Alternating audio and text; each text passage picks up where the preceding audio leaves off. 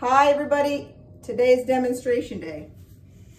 Underneath Magic Dirty Dog Towel number 1, and really it's the only dirty dog towel I'm using today, is a really funky old incubator, okay? This is a still air incubator. It dates back to November 20th, 2007. This is just a fake demonstration of what I do at lockdown, so you can sort of see how you can separate your hatches. So if you get eggs from me or other people and you're like, I don't know what's gonna hatch, I won't know what's what when it's all hatched in the incubator. I'm gonna help you out with that, okay? Step number 1, take the lid off. I'm just gonna set it over here. You candle your eggs, okay?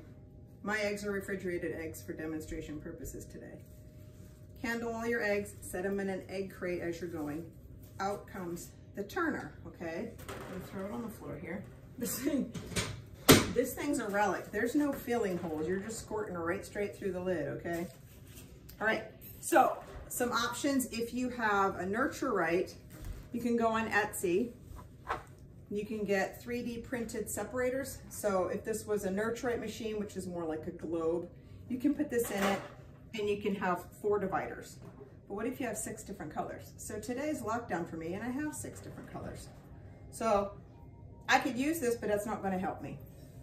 So I'm not gonna use that. Another thing you can get on Etsy if you wanna make your 22 egg count nurture rate hold 30 is you can order this off of Etsy. It holds 30 bantam size eggs. So I actually have one for each. One is orange, one is purple. You can get whatever color you want. If you pick surprise color, it'll get to your house a heck of a lot faster than if you pick your own. Okay, so what do? I have 6 different colors, okay? Step 1 before you hatch is go to Dollar Tree and get a roll of this.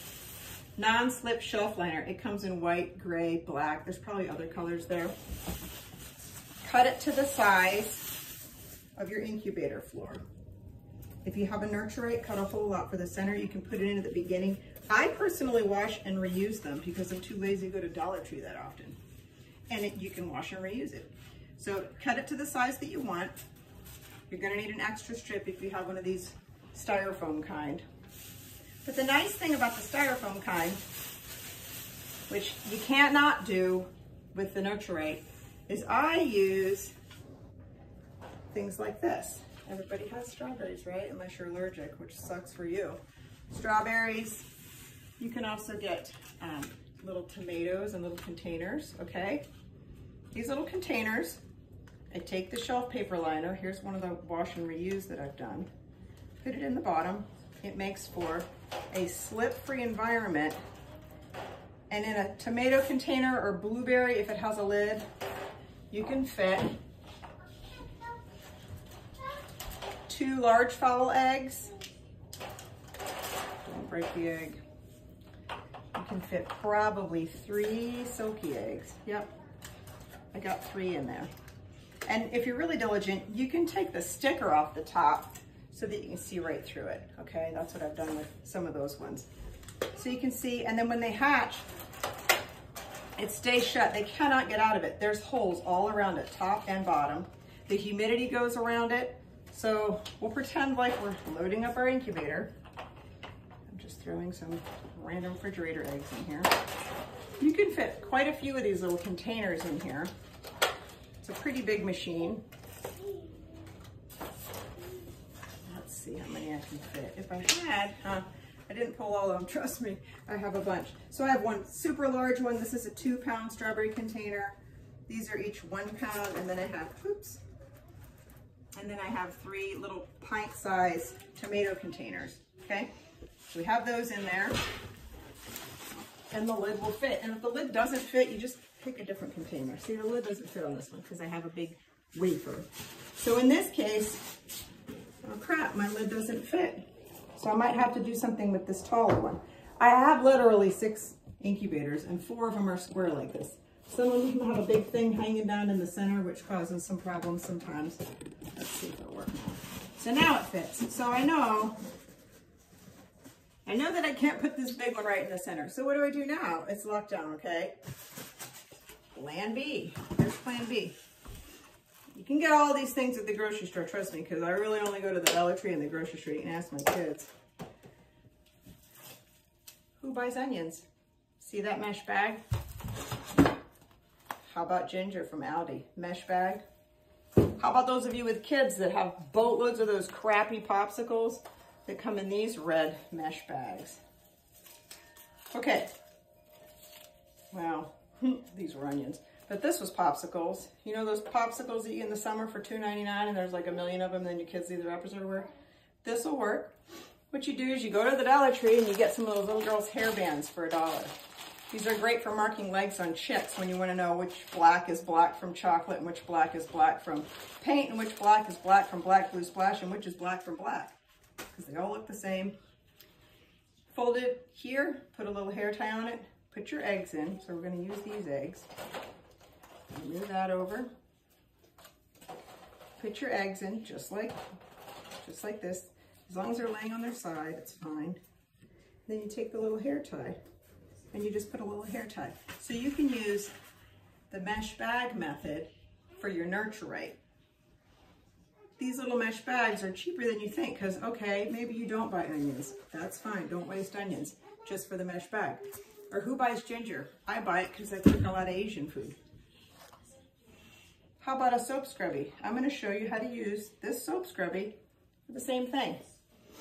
Get these little plastic loofahs. They have them, I think, at Kroger right now. I think they're 2 for $1. This is the smaller size. Give me that one right there. This is the bigger size. This one will probably make more mesh bags for $1. They're 10 for 10 at Kroger. So you find the center of it with your scissors. You don't cut your finger off. And you just cut that string right there. Be careful not to cut the mesh, okay? Cut the string. Pull the string out.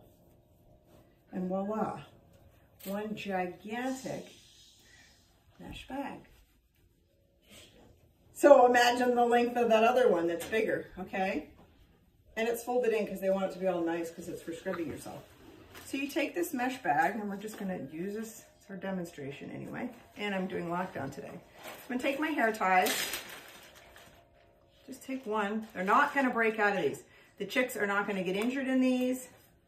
I find that they get less splayed legs in these because they're sort of bunched together. And I've put as many as 6 or 7 in a bag before. And they stay all cozy with their friends. So just sort of do that on one side. And we'll put our eggs in. Come here, little eggs. Just put these 2 in. So you can see how many you could get out of that. And you've spent $1. And these, again, they're made out of mesh, like a body sponge. So rinse and reuse them. Just hold them in your hand like you're washing your hands. I loop it over like this. If you can see that. They can't get out of it, trust me. But it makes it easier to get it off. And then you just set them right there like that. So then when you go to open your incubator, this is my favorite part. You have a nurturite maybe. What happens when you take the lid off a nurturite? This one, they're a little bit more contained. And I have another one that's got really high sides. So they're super contained. They are not going to get out. If you have a nurturite, you better open it on the floor. They're going to go everywhere, off the table. They're going to run away from you. Not if they're in a bag. You open your nurturite, and I grab one bag at a time. So I'll lift the lid, pull the bag out. I'll set the bag on the floor. I'll take my ties off, pull the chicks out, tag their legs, because your shells are going to stay in the bag. So here's a BK. That one's from the black pen. This was my, tried to be blue cream pen, but it's gonna take me too long to do that, so I gave up on that. But I would know what these were when they hatched, and now they're in the fridge, we're just gonna eat them. So I would know what those are. These are my egg bird eggs. This would be an Americana egg. If I wanna know an Americana from an Easter egg, I have to put them in separate bags because they all kind of look black when they hatch. And if someone wants an Americana, they don't wanna pay Americana price for an Easter egg. It's a thing. So what else can you do? So these are great. Take them out of the bag. Twisty tie, or excuse me, hairband on the leg to identify who's who in your zoo. let's say you have shipped eggs and you're like, oh my gosh, I'm afraid to lay them sideways. I don't have an upright turner for my shipped eggs. If you have an egg carton, and this is just a piece of egg carton, I use it for padding. Regular egg carton will work. You can cut little sections, like little 4-pack sections, and kind of fit them in your nurturite and park your shipped eggs in them, because I always recommend don't turn the turner on for at least 3 days. Some people say 3 to 5, some people say 7 days.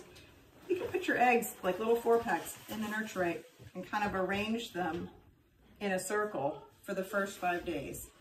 And then when you're ready to turn the turner on, then you place them in here and put your rotator on. So these are all just like my little favorite things. They're all cheap or free. And that's all I really have for you today. Wait, one more thing. So we get into lockdown, and if we're using one of these styrofoam things, how do you keep your humidity up? Gee, Carol, how do you keep your humidity up? Glad you asked that. So you take the hole out, the little hole plug out. Get some cotton string. I had these cute little mugs made. Put water in your mug. It can sit safely on the top. Put this in there, and then hang this just over top your eggs. Water's naturally going to wick down the string and into your incubator so that it's going to stay at that 62, 65, 70% range for a lockdown. And it keeps it moist. If you see that, oh, my internal, that's what I meant to grab, the Gobi hydrometer, I have them in every single one.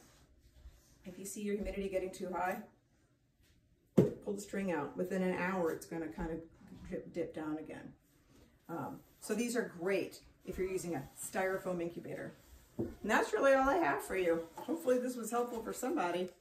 Take care.